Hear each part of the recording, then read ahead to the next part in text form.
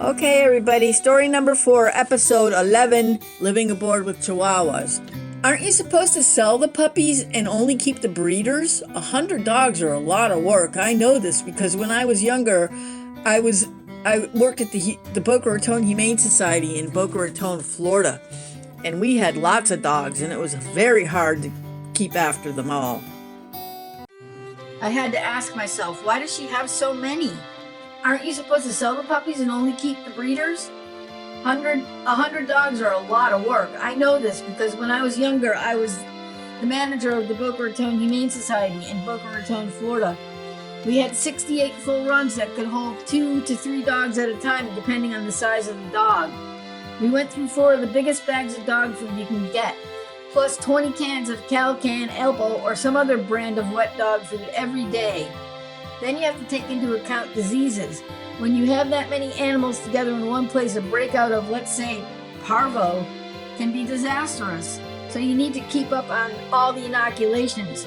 Cleaning becomes a chore for many more than one.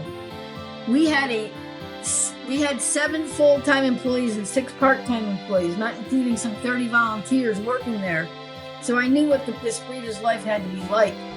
I also couldn't get it out of my mind why she had all these dogs in cages in the back. Were they unsaleable? What happens to all the ones that don't sell? This definitely put me off my breeding idea. No, I don't think having a harem of Chihuahuas would have been for me. I could never subject a dog to anything more than a king's life. To top it off, I'm allergic to dogs. I think this happened because I was exposed to them for so many years that I worked at the Humane Society. My eyes will water and I will sneeze consistently for 10 to 20 minutes at a time, several times a day. I lived on decongestants for all of those years.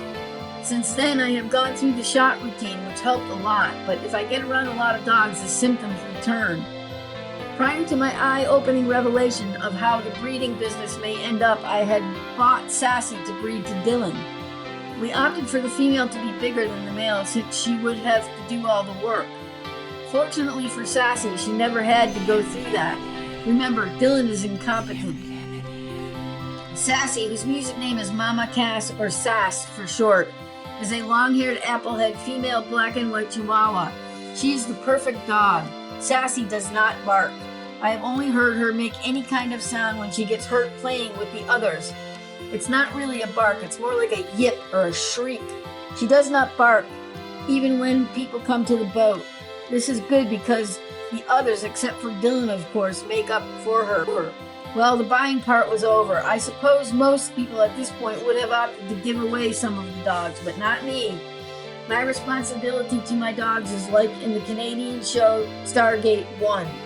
We never leave our people behind, and we never leave our dogs behind.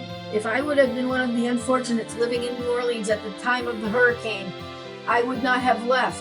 You would have seen me floating on my back, Chihuahuas all over me, until someone rescued us.